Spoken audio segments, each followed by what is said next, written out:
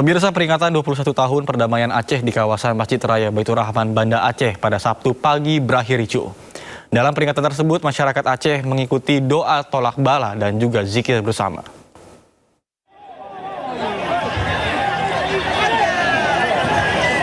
Peringatan 21 tahun perdamaian Aceh sempat terjadi kericuhan. Masa yang berkumpul di halaman Masjid Raya Baitur Rahman tiba-tiba terlibat kericuhan setelah sejumlah orang melempari mobil personil Brimob.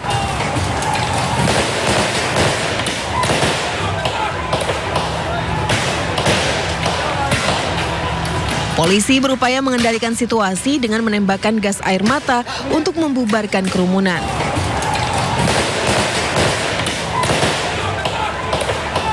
Warga yang berada di sekitar lokasi berhamburan menjauh dari kawasan masjid setelah gas air mata menyebar. Nanti saya kalau sudah semua dapat informasi, nanti silakan, nanti ada Polresta di sini. Ada yang juga diamankan, Pak? Belum tahu. Kalau anggota ada yang terluka, Pak? Untuk sementara kita belum mengecek.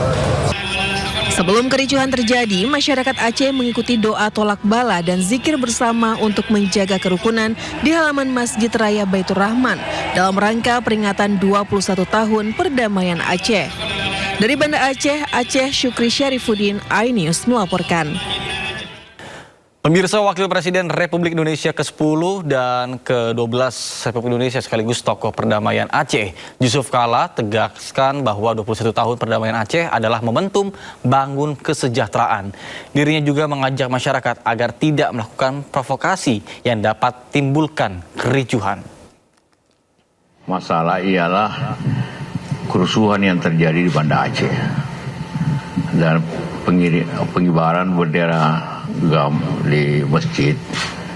Jadi awalnya itu sebenarnya peringatan ke-21. Kebetulan MOU Helsinki itu ditandatangani pada tanggal 15 Agustus tahun 2005. Nah, ini sekarang sudah artinya 21 tahun diperingati dengan doa, dengan zikir di masjid Baitur Rahman. Nah, kemudian bagaimana sebabnya? Tentu ada yang memprovokasi. Timbullah kemudian demo dan malah mengganti bendera itu ke bendera merah putih yang disebarkan karena juga dalam rangka peringatan 17 Agustus di sana. Keamanan polisi dan TNI tentu menolak atau berusaha tidak terjadi kerusuhan dan apalagi pengibaran bendera. Akan terjadi konflik. Sebabnya kembali lagi kan muncul sebenarnya para pemimpin di sana, masyarakat senang sekali pasti menikmati perdamaian itu. Namun mungkin ada masyarakat yang kurang puas, tidak mendapat kesempatan atau apa, sehingga menimbulkannya. Juga terjadi suatu semacam perpecahan atau ketidaksenangan kepada pimpinan-pimpinan. Pemirsa, kebakaran melanda sebuah rumah makan di Sukmajaya, Kota Depok, Jawa Barat. Akibatnya kebakaran, 1 orang mengalami luka bakar. Kebakaran terjadi saat sebuah rumah makan di Jalan Keadilan Raya, Sukmajaya, Depok, Jawa Barat terbakar. Api terlihat membesar di lantai 2 bangunan, kemudian api pun padam setelah 4 unit damkar dikerahkan ke lokasi. Belum diketahui pasti penyebab pasti kebakaran. Akibat kebakaran, pemilik rumah pun mengalami luka dan dilarikan ke rumah sakit.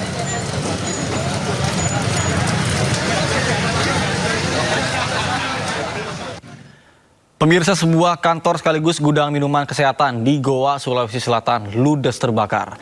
Kebakaran diduga akibat korsleting listrik. Besarnya kobaran api yang membakar bangunan minuman kesehatan di Kecamatan Palangga ini membuat warga dan pengguna jalan panik. Api dengan cepat menghanguskan seisi bangunan.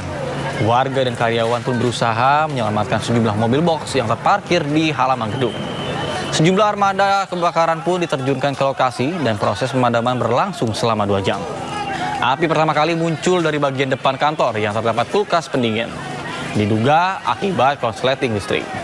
Tidak ada korban jiwa maupun korban. Maksud kami, kerugian pun mencapai miliaran rupiah. Polisi masih menyelidiki penyebab pasti dari kebakaran.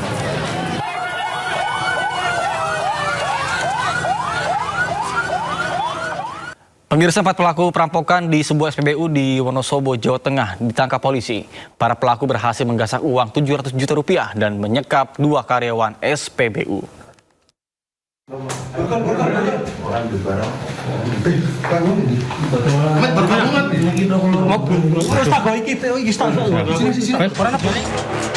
Empat pelaku perampokan di SPBU Selokromo diringkus tim Resmob Polres Wonosobo dan Jatanras Polda Jawa Tengah di Banjarnegara, Jawa Tengah. Sementara 2 pelaku lainnya berinisial AR dan AD masih buron. Komplotan ini diduga sudah merencanakan aksinya sejak akhir Juli atau sekitar 10 hari sebelum perampokan. Mereka berkumpul di sebuah rumah kos di Banjarnegara untuk menyusun skenario dan membagi peran. Tak hanya menyusun rencana, para pelaku juga melakukan latihan 2 hari sebelum beraksi.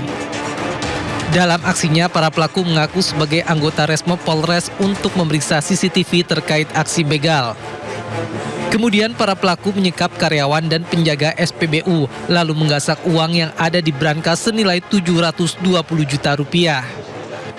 Aksi para pelaku hanya berlangsung selama 12 menit. Dia datang ke TKP, dia ketok pintu mengaku sebagai Resmob, menyampaikan kepada asisten supervisor atau pelapor yang bekerja di SPBU tersebut bahwa saya Resmob, ada tindak pidana begal, saya mau lihat CCTV. Kemudian pelapor ini, asisten supervisor atau korban ini, dia membuka pintu, kemudian menyalakan lampu, balik badan, kemudian disekap oleh pelaku lainnya atas nama WH. Uang hasil kejahatan dibagi 6 pelaku dengan bagian sekitar 130 juta rupiah. Sebagian uang digunakan pelaku untuk membeli motor, ponsel, dan kebutuhan selama pelarian. Polisi masih mendalami dugaan adanya orang dalam yang mengetahui sistem penyimpanan dan penyetoran uang di SPBU.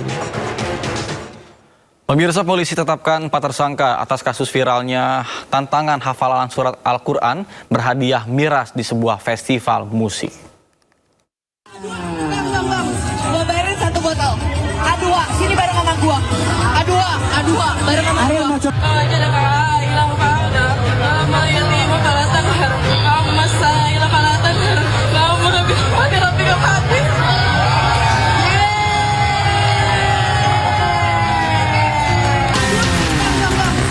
Viral di media sosial sebuah acara yang membuat tantangan hafalan surat Ad-Duha berhadiah 1 botol minuman keras di Jakarta Utara.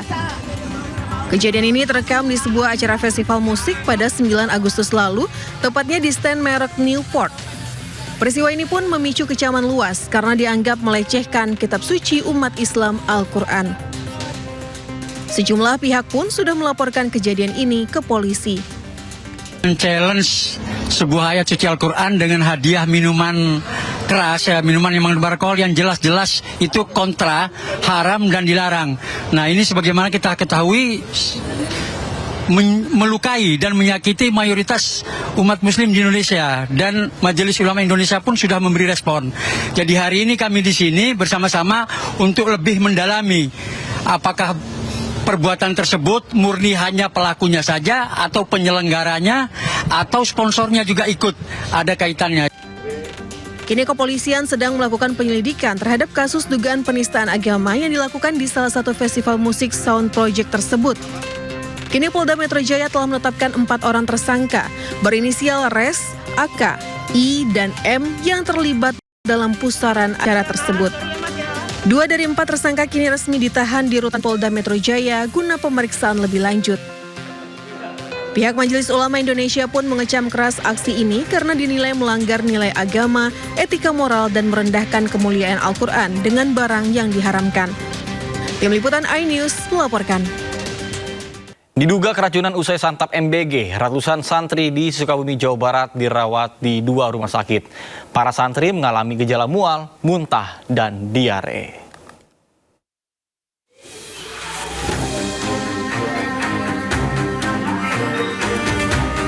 134 santri Pondok Pesantren Baiti Janati, Kelurahan Cigundul, Kota Sukabumi, Jawa Barat, dirawat di sejumlah rumah sakit. Sebanyak 80 santri dirawat di RSUD Al-Muk, sementara 57 santri dirawat di RSUD R. Samsudin SH. Para santri ini mengalami mual, muntah, dan diare. Diduga keracunan usai menyantap menu MBG. Kebanyakan mengeluhnya mual, kemudian ada muntah, sakit perut, gitu ya. Ada juga yang mengeluh sesak, gitu, dan juga diare. Penyebabnya kita masih investigasi itu penyebabnya keracunan apa, keracunan atau makanan atau apa, kita masih investigasi dari Dinas Kesehatan. Hingga saat ini para santri masih menjalani observasi. Sementara sampel makanan yang dikonsumsi para santri telah dibawa ke laboratorium untuk dilakukan pemeriksaan lebih lanjut. Dari Sukabumi, Jawa Barat, Budi Setiawan, iNews melaporkan. Pemirsa, ratusan pelajar dan sejumlah guru di Brastagi, Kabupaten Karo, Sumatera Utara diduga mengalami keracunan usai mengkonsumsi makan bergizi gratis atau MBG.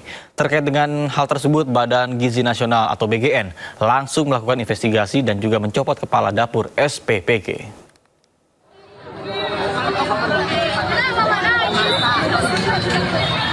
Hingga kini tercatat 325 pelajar dari 3 sekolah mengalami gejala diduga keracunan usai menyantap makan bergizi gratis. Pelajar mengalami mual, muntah, dan lemas sehingga harus mendapatkan perawatan di sejumlah rumah sakit.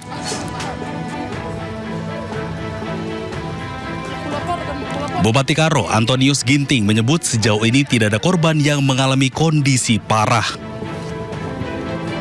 Namun jumlah korban masih berpotensi bertambah karena sejumlah pelajar baru mengalami gejala setelah tiba di rumah.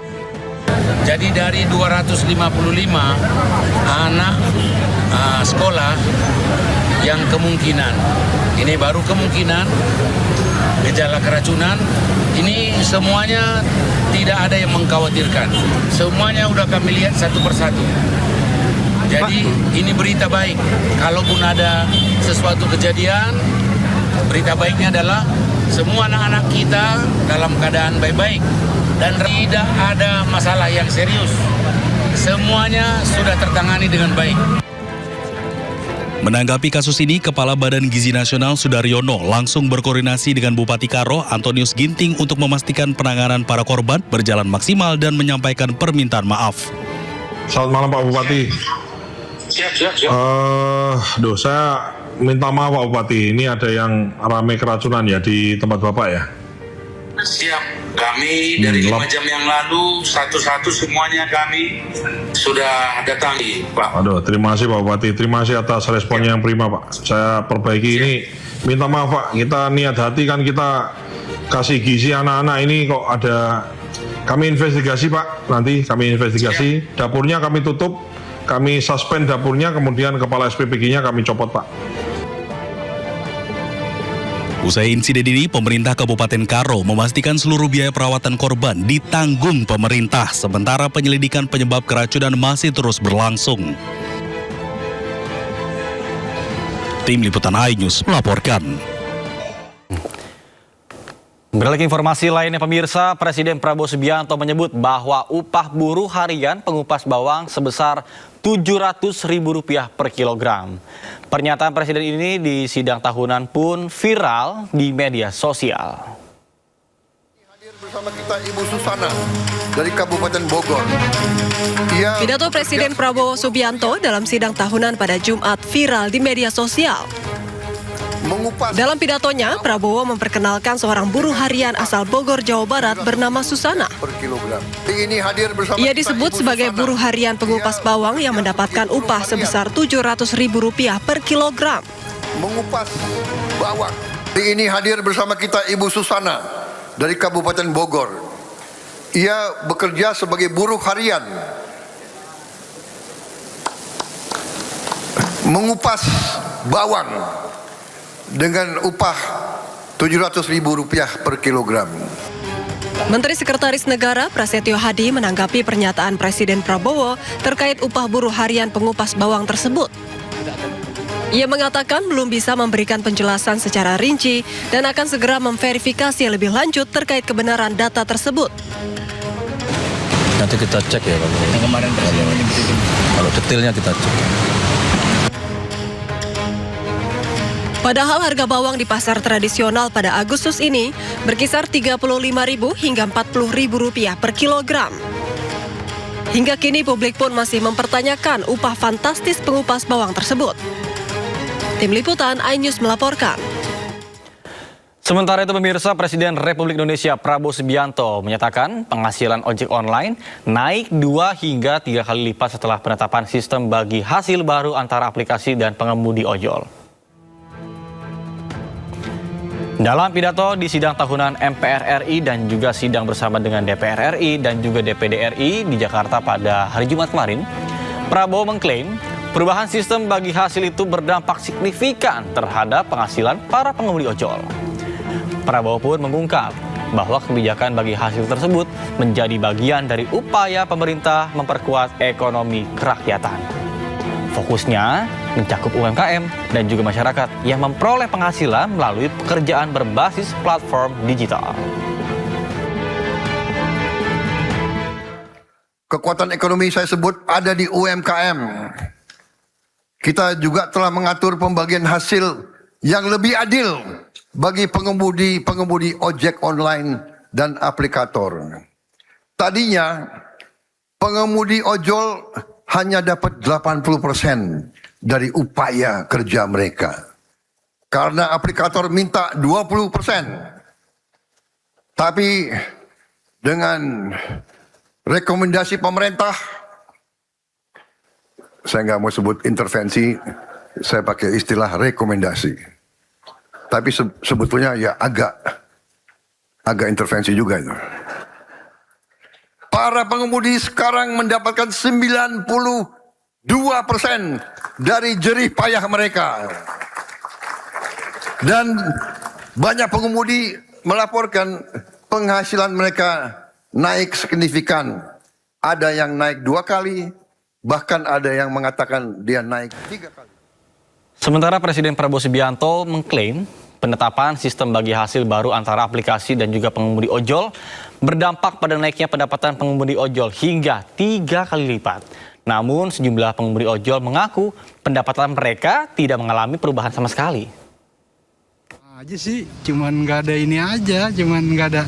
Kalau dulu kan sekali perjalanan kita dipotong 3.000 tuh, sekarang udah nggak ada. Jadi kalau terkait pendapatan yang naik signifikan ini udah signifikan atau belum Pak? Enggak sih. Pendapatannya masih sama. Sama. Berarti kalau sistem sebelumnya ini pembagian hasilnya berapa persen Pak? Pembagian hasilnya sama, cuman kita setiap perjalanan tuh dipotong 3.000 dulu. Untuk ride aja? Enggak, untuk ride doang. Put sama express enggak. Itu tidak benar sama sekali, iya. Untuk terkait dengan pemotongan dari biaya aplikasi dan lain-lain itu 8% atau bagaimana sekarang? Kalau dibilang 8%, intinya dari argo dari pendapatan yang kita dapat sebelum-sebelumnya itu tidak ada perubahan sama sekali. Kita sebagai driver merasa belum ada perubahan yang signifikan, seakan-akan masih monoton, masih seperti itu aja. Karena potongan yang jelas, potongan aplikasi ini tidak jelas dan tidak transparan. Sedangkan kami driver, kita mau dari argo customer itu langsung dipotong 8%, sudah. Jangan ada jasa layanan, dipotong jasa aplikasi lagi dan lain-lainnya, totalnya jadi itu lebih dari 20% juga. Pemirsa, anggota DPD RI Alfiansyah Bustomi alias Komeng buka suara soal program makan bergizi gratis atau MBG. Pelaksanaannya tetap diteruskan sambil berkelakar. Dirinya menyebutkan bahwa persoalan utama bukan pada programnya, namun pada SDM yang mengelola program tersebut. Sebenarnya semua program presiden bagus, cuman yang kerjanya aja pada nggak benar. Makanya mudah-mudahan yang sekarang padar ya. Mudah-mudahan bagus. Karena memang MBG bagus, Kopdes juga bagus, apalagi Komeng. Demi menarik diaspora berprestasi berkontribusi bagi tanah air, Presiden Republik Indonesia Prabowo Subianto mengusulkan adanya kewarganegaraan ganda secara terbatas. Usulan ini disampaikan dalam pidatonya dalam penyampaian RUU APBN tahun 2027 dan nota keuangan di hadapan DPR. Izinkan dui kewarganegaraan bagi talenta-talenta tertentu yang dibutuhkan oleh bangsa Indonesia. Indonesia memiliki jutaan diaspora. Di antara mereka terdapat ilmuwan yang hebat-hebat. Dokter, insinyur, ahli kecerdasan buatan, peneliti, pengusaha, seniman, atlet, terutama pemain bola, profesional kelas dunia.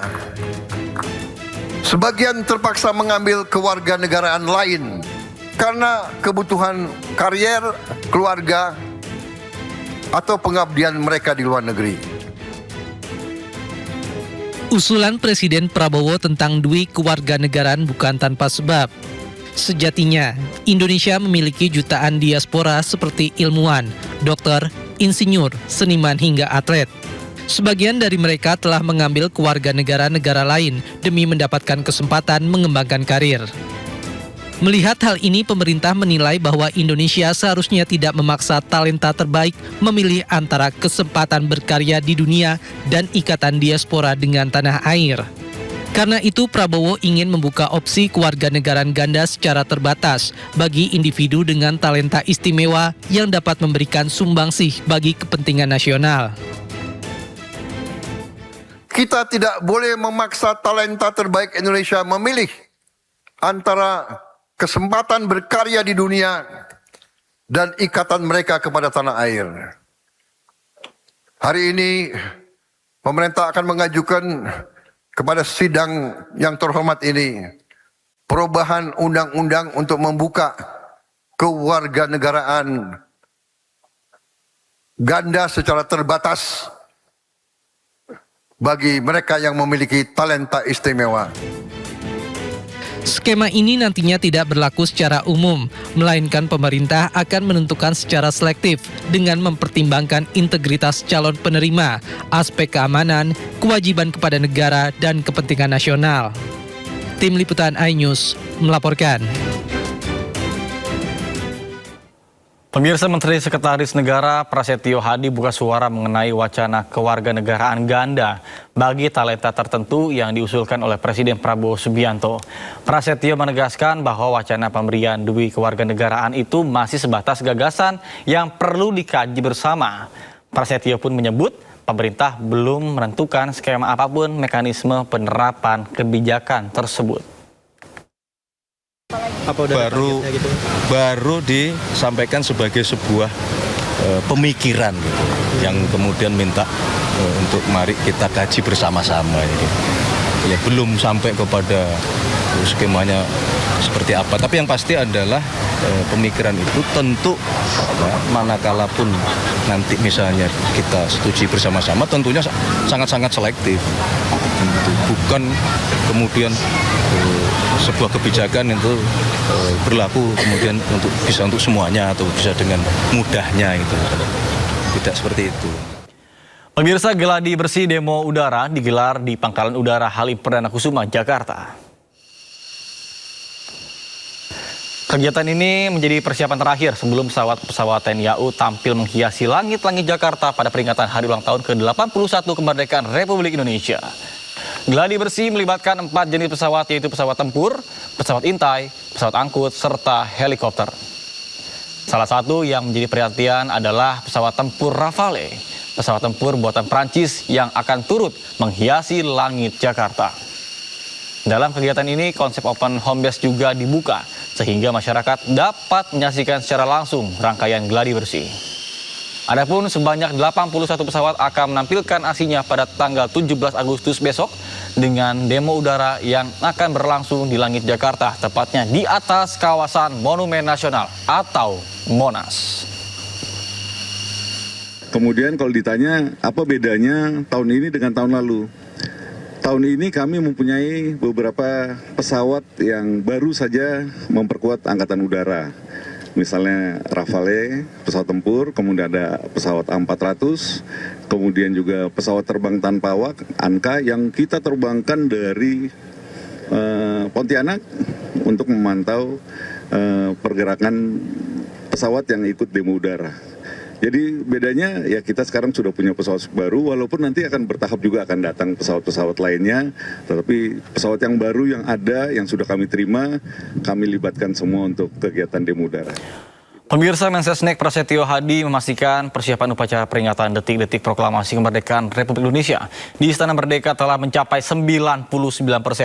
Seluruh rangkaian persiapan telah dievaluasi untuk memastikan pelaksanaan upacara berjalan dengan lancar.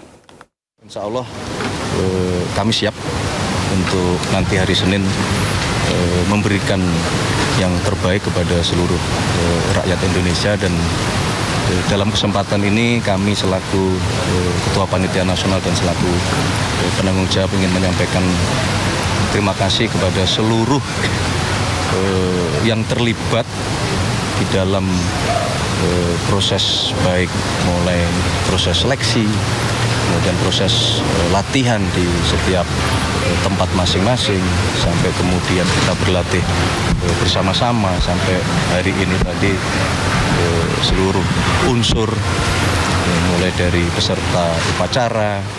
Jadi sama seperti tahun-tahun sebelumnya, alhamdulillah dilaksanakan pada tanggal 15 ini tepat waktu, dan ini menunjukkan juga komitmen dari seluruh pemerintahan bagaimana kita mendukung adik-adik ini untuk sungguh-sungguh menjadi pewaris Indonesia masa depan yang kompeten, kader pemimpin Indonesia masa depan. Tadi sudah kita lihat 76 dari mewakili 38 provinsi, semuanya sehat dari semenjak masuk pemusatan sampai tadi dikukuhkan. Mudah-mudahan semuanya besok bisa melaksanakan tugas dengan lancar. Selain di tingkat pusat, di tingkat daerah juga gubernur, bupati, wali kota juga sudah mengukuhkan sekarang secara beruntun berbagai daerah melaksanakan pengukuhan, dan semuanya akan sama-sama bertugas di 17 Agustus 2026 nanti. Pemirsa, Istana mengirimkan undangan bagi Presiden dan Wakil Presiden terdahulu untuk mengikuti upacara peringatan Hari Ulang Tahun ke-81 Republik Indonesia di Istana Merdeka. Namun tidak semua ex-presiden bisa hadir. Presiden ke-6 Susilo Bambang Yudhoyono yang tengah menjalani cek kesehatan di luar negeri.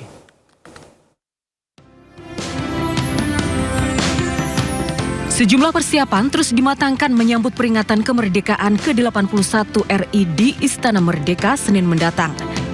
Selain persiapan pasukan upacara dan paskibraka, undangan upacara juga sudah disebar, termasuk pada para presiden dan wapres terdahulu. Namun hingga Kamis kemarin, belum seluruh mantan presiden dan wapres yang mengkonfirmasi hadir. Presiden ke-6 RI Susilo Bambang Yudhoyono dipastikan tidak hadir dalam perayaan HUT RI ke-81 karena tengah menjalani cek kesehatan rutin di luar negeri. Sementara untuk Presiden ke-5 RI Megawati Soekarno Putri belum memberikan konfirmasi kehadiran. Presiden SBY kebetulan sedang menjalani medical check up, sebenarnya pemeriksaan rutin aja, sehingga posisi kemungkinan besar beliau tidak akan dapat menghadiri upacara detik-detik peringatan proklamasi. Berbeda dengan SBY dan Mega, Presiden ke-7 RI Joko Widodo dipastikan akan hadir sebagai tamu undangan upacara kemerdekaan RI di Istana Merdeka 17 Agustus mendatang. Usai melayani warga yang ingin berfoto di kediamannya di Solo, Jokowi bertolak menuju Bandara Adi Sumarmo Solo untuk berangkat ke Jakarta. Di Jakarta, Jokowi akan menghadiri sidang tahunan MPR RI pada hari ini dan upacara peringatan kemerdekaan RI di Istana Merdeka Senin mendatang. Tim Liputan iNews melaporkan.